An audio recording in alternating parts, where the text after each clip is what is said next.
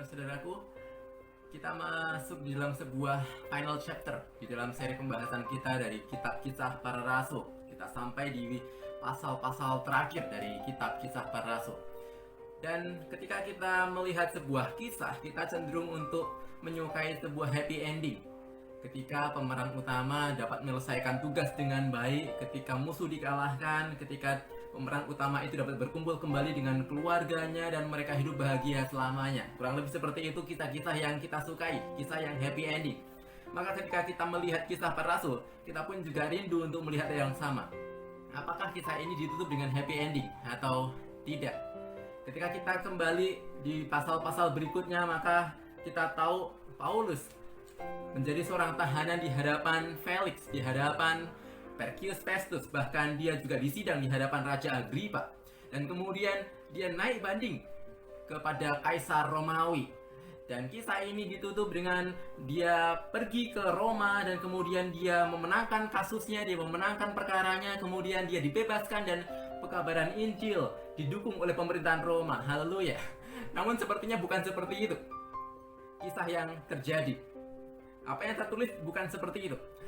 Ketika kita membaca dengan benar kitab Kisah Para Rasul, setelah Paulus menjalani persidangan dari Felix, Festus, kemudian Raja Agrippa, kemudian dibawa di dalam pelayaran menuju Roma. Dalam pelayaran itu pun ada banyak perkara, ada kapalnya yang kandas, kemudian dia terdampar di sebuah pulau, dia digigit ular. Nampaknya masalah demi masalah terus menerus muncul. Dan bahkan sampai dia di Roma, dia pun tetap menjadi seorang tahanan. Dia tetap menjadi seorang yang dipenjarakan di sana. Dan kitab Kisah Para Rasul pasal 28 ditutup dengan sebuah catatan. Paulus tinggal 2 tahun penuh di rumah yang disewanya sendiri itu. Dia menerima semua orang yang datang kepadanya. Dan inilah sebuah rumah tahanan. Dia tetap ada di dalam sebuah tahanan rumah di Roma. Maka apakah ini sebuah akhir yang happy ending ataukah sebuah akhir yang sad ending? Bahkan ketika sejarah umum mencatat bahwasanya Paulus pun juga akhirnya meninggal di dalam penjara Roma. Dia meninggal sebagai seorang tahanan di Roma. Apakah ini sebuah happy ending atau sebaliknya? Saudaraku, di dalam kita menilai apakah kisah itu happy ending atau tidak, salah satunya adalah dengan kita mulai kembali melihat scenes awalnya.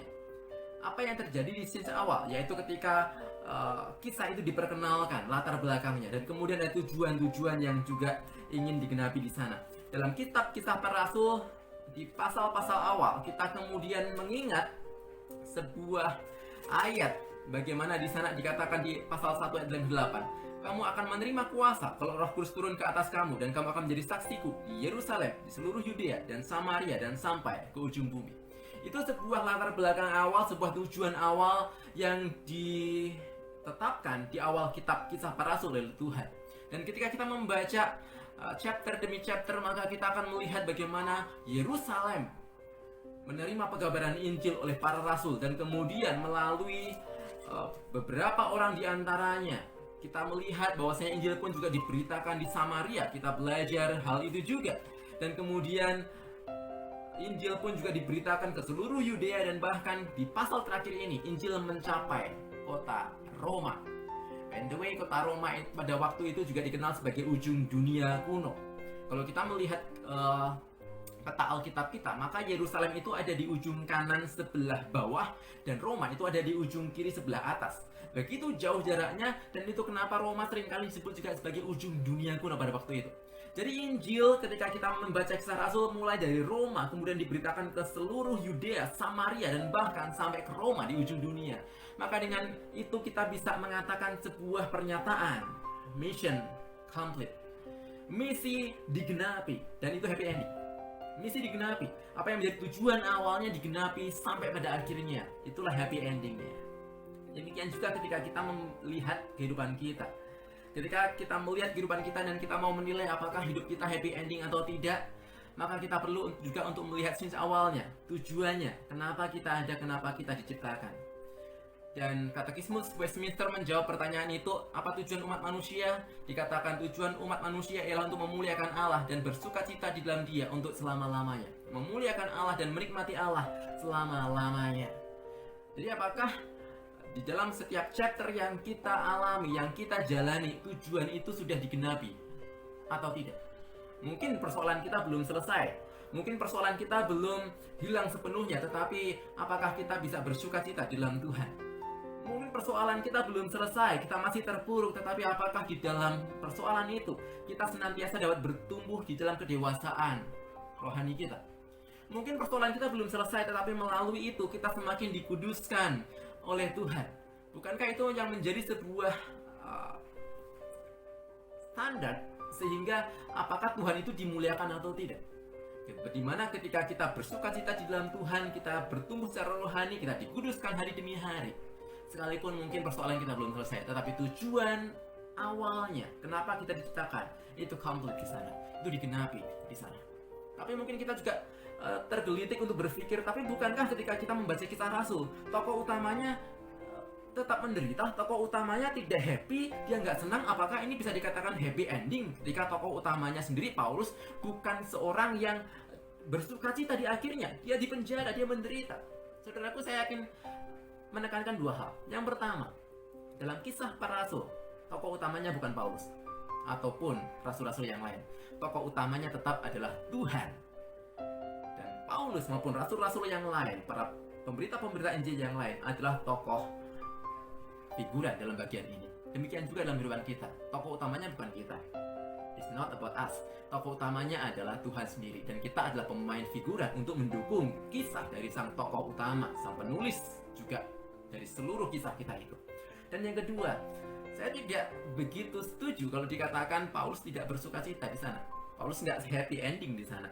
Karena misalnya di dalam surat Filipi, sebuah surat yang oleh banyak pakar disetujui, ditulis oleh Paulus di dalam penjara Romawi. Paulus mengatakan di sana begitu banyak tentang sukacita, sukacita, sukacita. Bahkan di ayat yang ke-12 dikatakan demikian. Dalam Filipi pasal yang pertama, bahwa apa yang terjadi di atasku ini justru telah menyebabkan kemajuan Injil, sehingga telah jelas bagi seluruh istana dan semua orang yang lain bahwa aku dipenjarakan karena Kristus. Itu sebuah poin di mana Paulus boleh melihat bahwa apa yang terjadi di dalam dirinya itu adalah untuk kemajuan Injil dan dia bersukacita di sana. Sekali lagi, bagaimana Paulus bisa sampai kepada sebuah titik itu, dia juga menikmati happy ending sebagai tujuan akhir hidupnya, yaitu ketika dia menyelaraskan perspektifnya dengan perspektif Tuhan, tujuan hidupnya dengan tujuan hidup Tuhan. Seringkali kita tidak bisa menikmati apa yang Tuhan kerjakan karena kita memiliki sebuah perspektif yang berbeda. Tujuan hidup kita berbeda.